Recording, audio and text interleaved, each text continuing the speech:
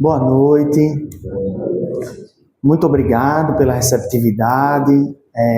Tenho que começar sempre agradecendo a oportunidade de servir, a oportunidade de estarmos aqui trazendo um pouco do que a gente pesquisa, um pouco do que a gente estuda, para que as nossas reflexões possam alcançar mais reflexões e a nossa caminhada possa ser, que a gente possa entrar, sair um pouco diferente que seja do que a gente entrou aqui, todos nós juntos. Então agradeço muito os trabalhadores da casa, toda essa equipe aí que faz o convite. Então muito obrigado mesmo, segunda vez que eu estou aqui, estou muito feliz e me sinto honrado.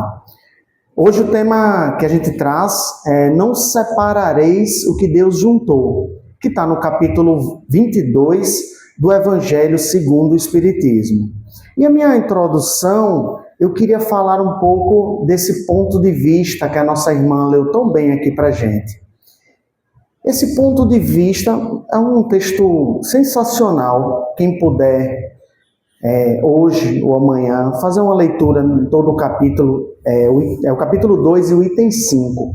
Quem puder fazer a leitura desse item 5, ele é fundamental para que a gente possa mudar cada vez mais esse ponto de vista. A gente vai estudando, aprendendo, dialogando, debatendo, sempre com respeito, para que os nossos objetivos, a nossa finalidade de estarmos aqui fique mais clara. Nós somos espíritos imortais. Isso precisa não estar só no nosso conhecimento, isso precisa estar internalizado, interno, dentro de nós. Que nós existimos antes de chegar aqui. Não começamos quando bebê, quando saímos todos do ventre da nossa mãe. Não. Começamos antes, tivemos jornadas anteriores. E continuará ponto fundamental após a passagem ou a morte orgânica desse corpo que é temporário. Muda completamente o jogo, o que estamos fazendo aqui. Porque se não tivéssemos a condição de alcançar esse pensamento, vamos viver só a vida material, fazia muito mais sentido. Só as coisas materiais, só os prazeres, vai ser só uma vida. Na verdade, nós temos uma vida, mas temos várias existências. Isso tem que estar, de novo, interno dentro de nós, para que as nossas relações, que é o que vamos falar muito hoje, sejam mudadas. Pelo menos a gente mudando esse ponto de vista, a gente vai mudando esse tipo de relação que eu tenho. Qual é a relação que eu tenho com a minha família? Com o meu cônjuge, com meus filhos, com as pessoas do meu convívio, no lar, fora do lar, com os meus vizinhos, as pessoas do meu ambiente do trabalho. Será que eu tenho relações cristãs? Cristãs entendendo o que Jesus nos ensinou, o que ele veio, para que ele veio encarnar um espírito puro, para ensinar a gente a como conviver, a para que viver. Essa é a reflexão principal que eu queria trazer nessa noite. Então, as nossas atitudes precisam ser... Mas veja, é uma construção. Não muda-se nada instantaneamente. O progresso vai dando passos. Mas é com passos que um corredor chega a fazer uma maratona, dando os primeiros passos. Então, a gente não pode ficar parado. Temos uma responsabilidade, um momento reencarnatório muito importante. Essa vida que estamos vivendo é de muita importância. É uma oportunidade que a gente não pode desperdiçar. E para isso a gente não pode ficar parado, a gente tem que andar. A gente precisa progredir. Para que a gente consiga progredir, para que a gente avance, é necessário o conhecimento. Que seja uma palestra, que a gente participe, mas que a nossa semana também tenha algumas páginas, algumas leituras. Se puder participar, fundamental, também um grupo de estudos. Palestras virtuais. Hoje temos vários caminhos para esse aprendizado, mas sermos espíritas, sermos cristãos, precisa fazer mais parte da nossa rotina.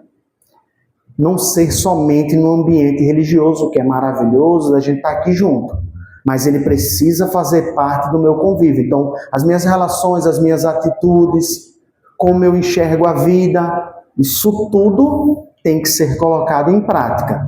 Aos poucos, caminhando, dando passos, interpretando o que o Mestre e que tantos espíritos superiores trouxeram de informação para a gente. Se a gente não busca esse conhecimento, se a gente não aprimora esse conhecimento, temos riscos de sermos fundamentalistas, de repente. Da gente pegar alguns ensinamentos e levar ele até o pé da letra. Exagerar naquilo, sem compreender o tempo histórico de que foi colocado, qual foi o contexto, por que se falou aquilo naquele momento. Porque os ensinamentos eles estão em toda a história da humanidade. A gente recebeu espíritos evoluídos que foram trazendo, montando esse quebra-cabeça de mais de 10 mil anos atrás, para 5 mil, para 2 mil anos atrás com Jesus, para hoje, para o século XIX, que veio a doutrina dos espíritos com um ensinamento direto, porque já estávamos capacitados para compreender. Então, se a gente não avança nesse aprendizado, corremos muitos riscos. E eu gostaria de dar alguns exemplos aqui. E esses exemplos eu trago não criticando religião ou a nossa própria religião, mas a humanidade que compreendeu de forma equivocada muitos ensinamentos e isso trouxe prejuízos, que a gente precisa ficar atento para não cometê-los novamente. Então vamos lá para alguns exemplos. Jesus é o Cordeiro de Deus que salva o pecado do mundo. Então, se eu olho para esse ensinamento e digo assim, olha, Jesus veio, foi torturado, foi morto, trouxe aqueles ensinamentos, aquelas palavras, mas ele salvou. Aquilo que ele passou, salvou o pecado de todo mundo.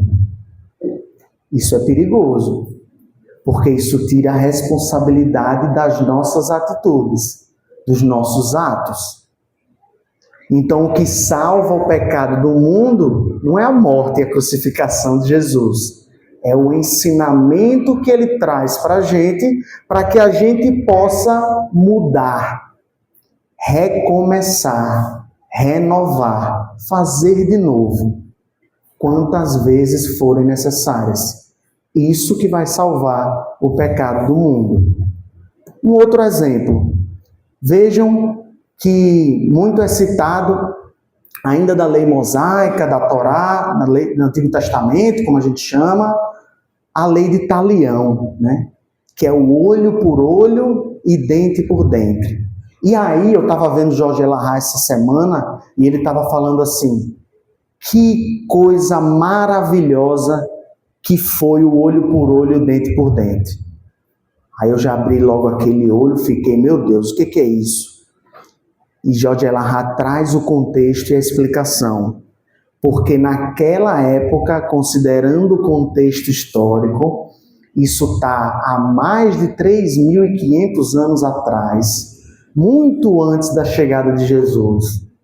naquele contexto histórico, era comum que, por exemplo, alguém desse um tapa na cara do outro, o outro matava esse sujeito. Aí a família matava o sujeito, mais o resto da família toda. Então, as vinganças, o que acontecia de violência, porque ainda estávamos em outro estágio, era muito superior no cálculo, na balança. Então, uma lei que diz assim, olha, se deu um tapa, é um tapa de novo. Você não pode matar ele por isso.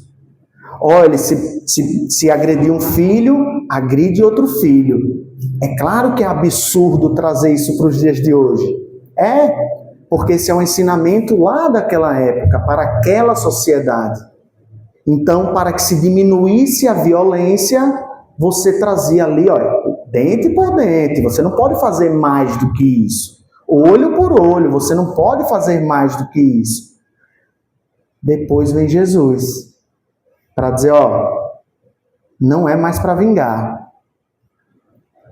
Não somos nós que vamos lá arrancar esse outro dente.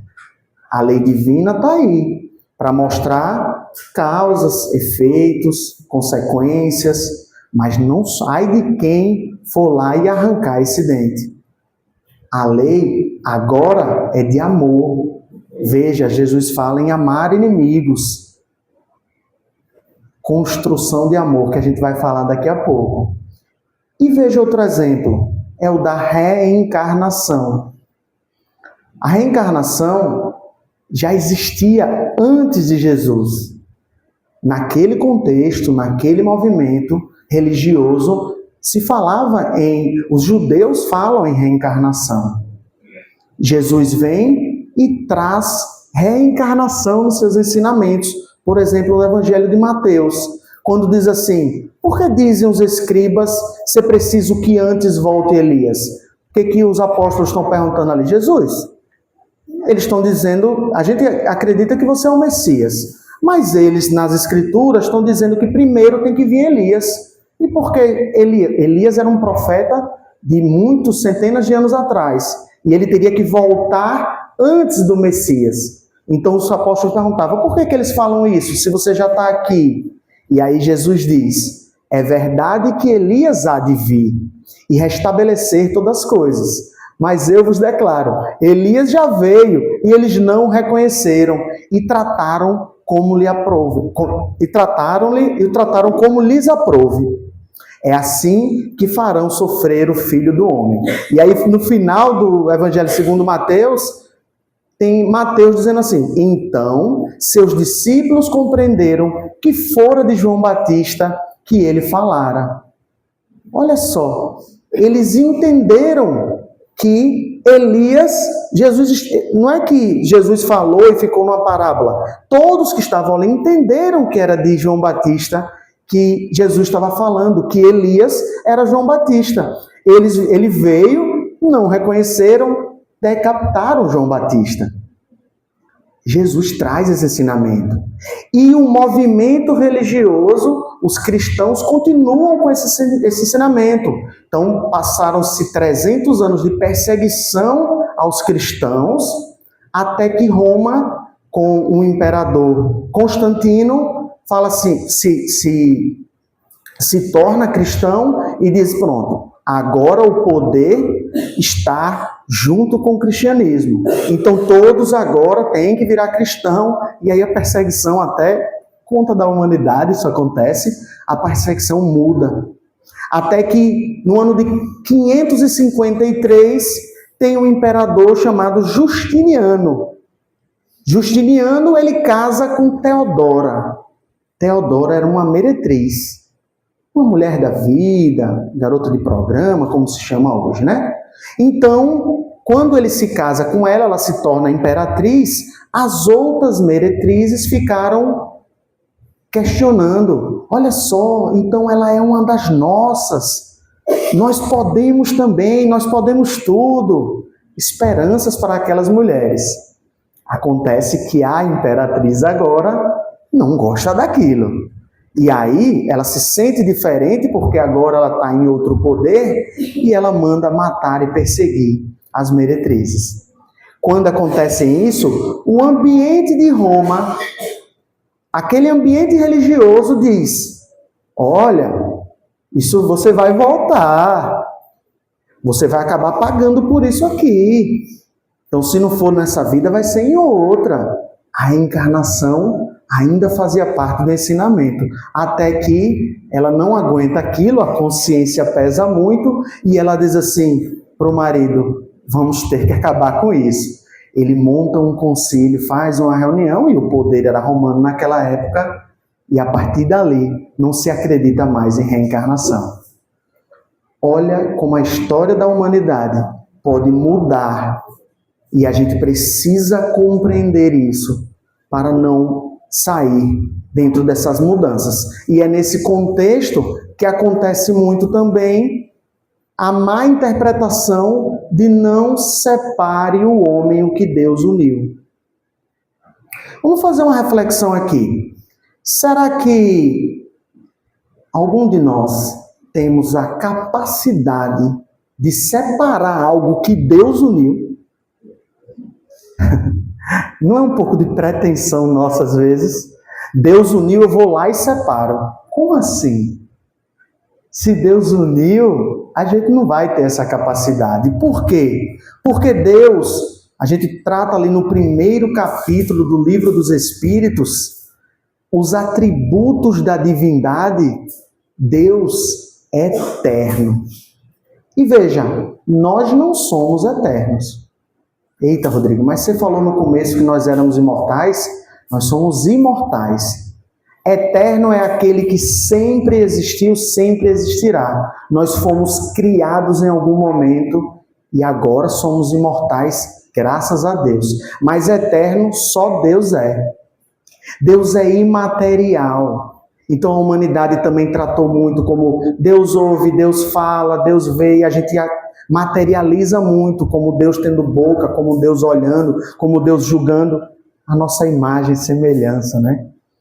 Aquele velhinho, porque ele é muito antigo, então velhinho de barba branca. Quantidade de galáxias, de bilhões e bilhões de sóis que existem, que a nossa ciência já descobriu.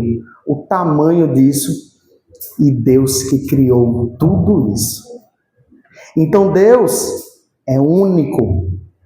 Deus é único e onipotente. E aí a gente, como ainda materializa tudo, coloca às vezes um rival, alguém com poder igual a Deus. Se ele criou tudo, se ele é único, se ele é soberanamente justo e bom, como a gente pode criar algo para rivalizar com esse Deus, né? Mas tudo contexto histórico que a gente vai evoluindo, aprendendo. Mas o principal atributo da divindade que eu queria trazer é que ele é imutável. Deus é imutável. Não há capacidade de mudança. Mas por que não muda? Porque é absolutamente perfeito. Aquilo que é perfeito, não há necessidade de mudar. Então, as leis divinas são perfeitas. E aí, quando a gente se depara com algumas dificuldades, com algumas situações, é importante a gente entender isso. A perfeição da lei. Que tudo que a gente passa, bom, primeiro a gente se colocou lá, mas a gente não pode ficar se martirizando. Não é para isso. Olha que curioso, hoje eu estava numa padaria, e aí fazendo um lanche ali e tal, chega um rapaz, mais ou menos da minha idade, assim, 18 anos, tô brincando, mais ou menos da minha idade, e aí ele começa a procurar um lanche, e aí todos os lanches tinham queijo. E aí ele, mas isso aqui, mas tem alguma coisa com queijo? A mulher, não, aqui tem queijo, aqui tem frango com queijo, presunto com queijo, tudo tinha queijo. E aí eu fiquei curioso ali que ele não podia comer queijo naquele momento, né? E aí ele foi, pegou um pé de moleque, perguntou para mim, isso aqui tem queijo? Eu falei, eu não faço a menor ideia se isso vem com queijo não, com leite, né? se aquilo tinha leite. Aí eu falei, eu não faço a menor ideia. Aí começamos a conversar ali, e ele me contou que ele ia fazer um exame, porque ele estava com dor de pedra nos rins, né, cálculo renal. E aquilo, ele começou a me contar aquela história, e a gente gosta de conversar, eu, por exemplo, gosto. Aí ele começou a contar aquela história que é uma dor insuportável, que ele não conseguia, não tem quem já teve, acho que vai saber disso, que ele não conseguia posição para ficar, porque dói muito. E aí a gente conversando, e ele disse, rapaz, eu tenho certeza que eu não bebia água o suficiente. Na verdade, eu não bebia, eu não gosto de beber água. Não bebia de jeito nenhum. Aí eu pensei, depois daquela dor toda, né? Eu falei, e agora? Ele, não, agora eu comprei uma garrafa desse tamanho, de não sei quantos litros, bebo 2 por dia e ainda fico bebendo. Olha que ensinamento, que curioso, né? A dor é para mudar de rota. A dor não é para sofrer, o Pai não quer que a gente fique sofrendo. Acontecem as situações que a gente se coloca, vem algo de dor, vem algo de dificuldade, primeira coisa que a gente tem que fazer é um alerta. Algo que a gente está fazendo, algo que a gente precisa, naquele momento, compreender e entender. É para conhecimento. Porque, diferente de Deus, o ser humano, a humanidade, é mutável, é inconstante, é impermanente. Tem acontecimentos nas nossas vidas que não são lineares. Alguém aqui tem uma vida completamente linear, que nunca passou por nada? Se tiver, tá liberado, viu? Pode agora já ir para casa, ficar tranquilo, porque essa aqui é para nós que temos vicissitudes, altos, baixos, momentos mais tranquilos, momentos mais difíceis. Cada um tem a sua própria dificuldade. E essa impermanência gera dor. Eu vou dar um exemplo aqui. Imagina se eu aqui faço um convite para todos para uma festa muito especial, bacana, legal amanhã. Algumas pessoas já vão começar a pensar, com que roupa eu vou? E aí vai pensar, não, essa roupa eu não posso, porque eu já repeti semana passada e já me viram com ela, então vou ter que ir outra. E vou ter que ir no shopping comprar uma outra roupa. E o meu cartão de crédito, será que parcela?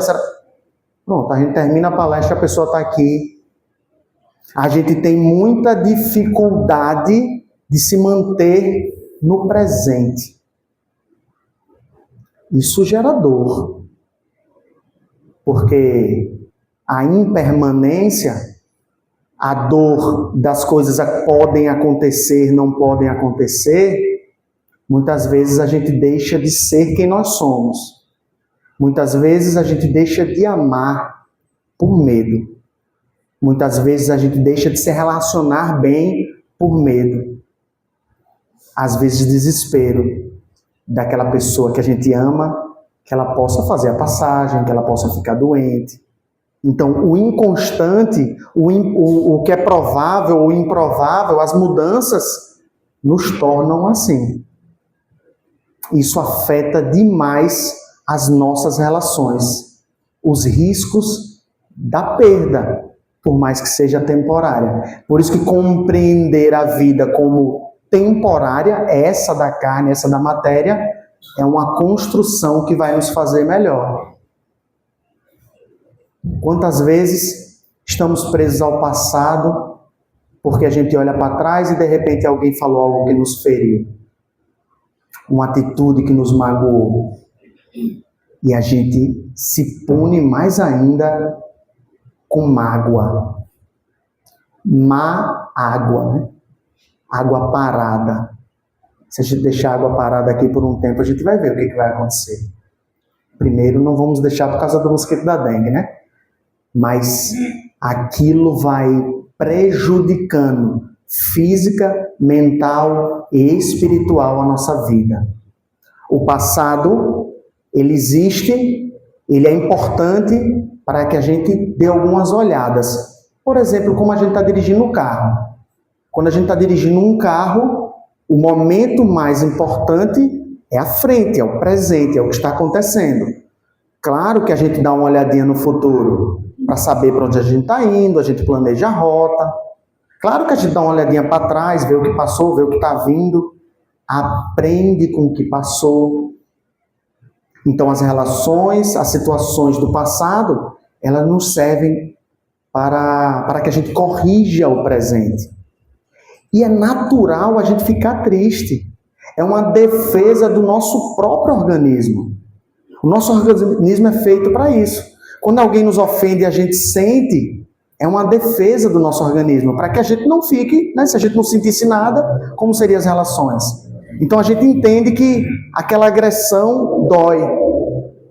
Só que se a gente ficar martirizando, pensando nela, falo o nome da pessoa e eu já não quero falar, eu abafo isso dentro da minha consciência, mas ela está lá. Falo o nome da pessoa, eu sinto. A gente precisa dissolver. Reconcilia-te com teu adversário enquanto é dia. Ou seja, nesta encarnação, a gente está aqui também para resolver treta, para resolver relação. E graças a Deus, temos o esquecimento do passado, de existências anteriores. Porque se a gente não consegue se manter no presente, a gente fica entre futuro e passado o tempo todo, imagine se a gente lembrasse de questões anteriores. Imagine se a gente soubesse como foram as relações passadas entre os nossos familiares. Como ainda seria difícil esquecer algumas coisas. O esquecimento é para recomeçar. Começar de novo o jogo. Vamos zerar aqui. Ficar no presente. Importante demais. Sermos quem somos. Tarefa para a encarnação que estamos vivendo. Sermos quem somos. Porque nós temos muitas máscaras. Às vezes a gente fica falando dos outros, apontando dedos. Quando a gente aponta um dedo, 3 é apontado para a gente, né? Mas nós temos. Só a gente pensar em algumas relações, né? Será que eu sou o mesmo quando estou sozinho e quando estou com meu chefe? Na empresa? Será que eu sou o mesmo quando estou com minha esposa, com minha mãe, com minha sogra, com os meus filhos, na rua, com os meus amigos? Relação entre homens, entre as mulheres. Somos pessoas muito diferentes. E a gente precisa tirar isso. Precisamos ser cada vez mais quem nós somos. E o advento das redes sociais, muitas vezes redes antissociais, e as redes têm suas responsabilidades, mas nós temos a nossa. A forma como a gente usa prejudica muito também essas relações. Então, o que está acontecendo na humanidade?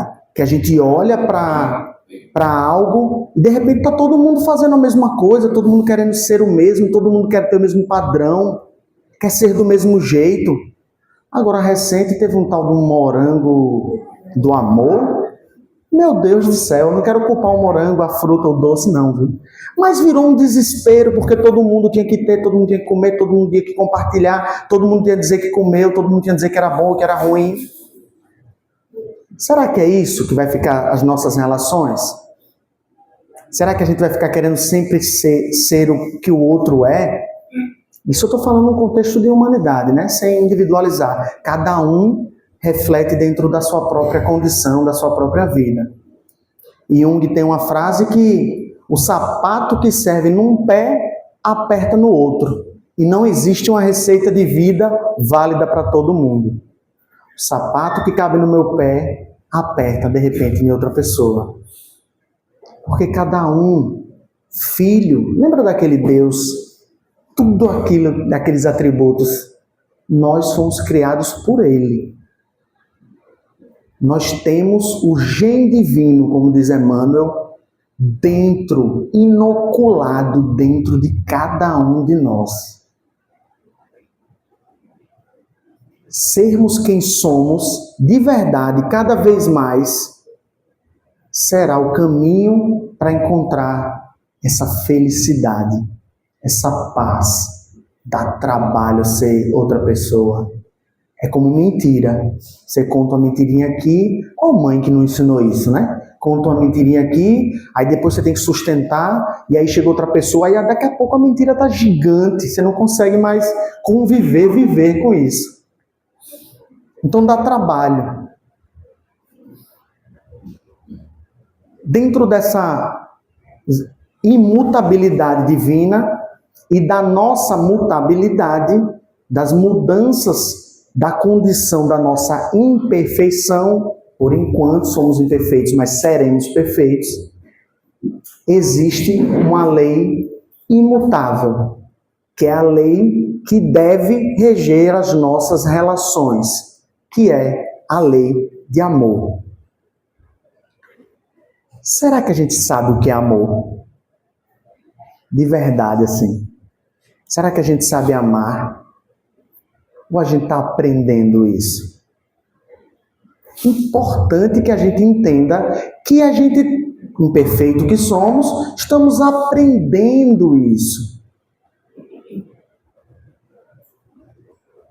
É muito fácil, de repente, a gente dizer que ama alguém que está muito longe. A gente ajudar alguém que está longe. Então acontece algo, a gente ajuda e tal. Aí quando Jesus vem e diz, amar ao próximo como a ti mesmo. Esse próximo não é à toa. Não é jogado ali à toa. É para quem está próximo mesmo. Porque a gente vai aprendendo, desenvolvendo.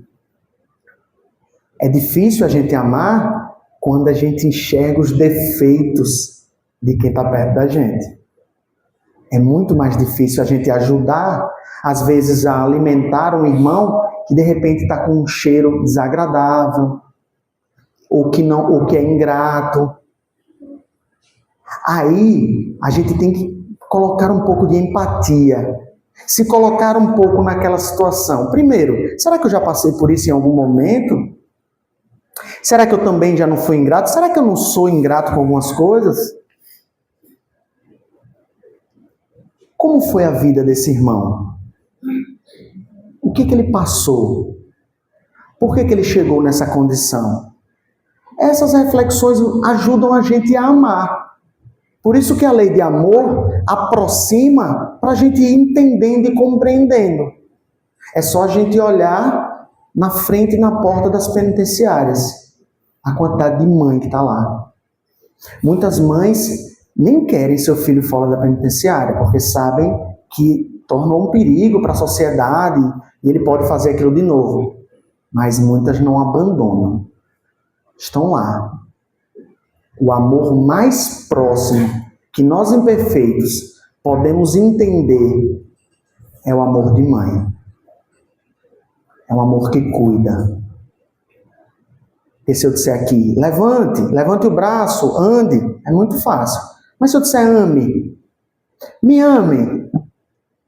Eu não conheço direito, como assim? A gente tem isso, então a gente vai desenvolvendo esse sentimento que Jesus desenvolveu, que Jesus chegou, o patamar mais alto que a gente possa imaginar. Porque quando ele é torturado, crucificado, segundos antes da sua morte, ele diz, Pai, perdoa, porque eles não sabem o que fazem. Estão fazendo contra mim e eu perdoei eles e peço perdão a eles, entendendo que era ignorância, falta de conhecimento, porque o mal é a ausência do bem. Mas todos nós, filhos do mesmo Pai, do mesmo amor, da mesma semente. Então nós estamos aprendendo a amar. No Evangelho segundo o Espiritismo, capítulo 14, honrai vosso pai e vossa mãe,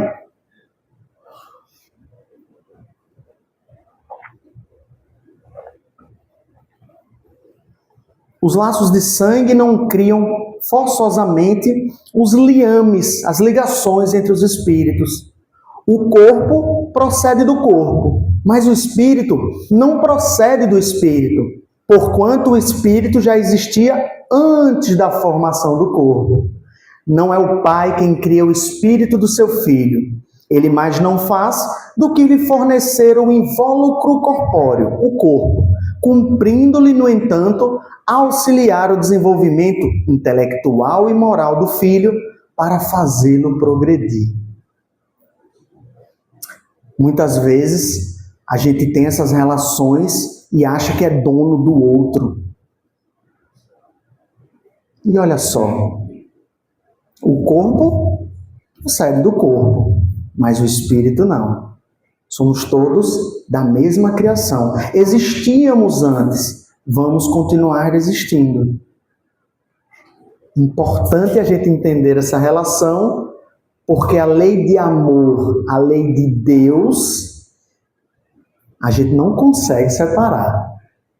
O que é material, o que é relação imperfeita, vai ter separações, turbulências. No casamento, capítulo 22. O que é de ordem divina é a união dos sexos, para que se opere as substituições dos seres que morrem. Isso é divino, isso é imutável. Para se gerar uma criança, precisa da união dos sexos, para se dar a oportunidade de um outro ser encarnado vir e continuar a substituição, né? Estamos aqui, virão outros. Tem aquela música, né? Todos os dias é um vai e vem, a vida se repete na estação. Tem uns que chegam para ficar, tem outros que ficam e vai. Esse vai e vem é necessário, esse processo. É necessário todo aquilo que conhecemos, né? Da gestação, né? Das relações. Isso é imutável. Mas as condições que regulam essa união são de tal modo humanas. Olha como foi, voltando lá para aquele contexto dos exemplos, como foi prejudicial e como é ainda quando alguém diz assim, olha, você não pode se separar, de jeito nenhum. Mas veja, o meu marido ele está me agredindo. Ele está me batendo, ele está cometendo um crime para a nossa sociedade. Não, mas você tem que ficar, porque o que Deus uniu, o homem não separa. E quantas pessoas, por causa de conselhos assim, acabaram destruídas, violentadas. Olha a responsabilidade do ensinamento, do conhecimento.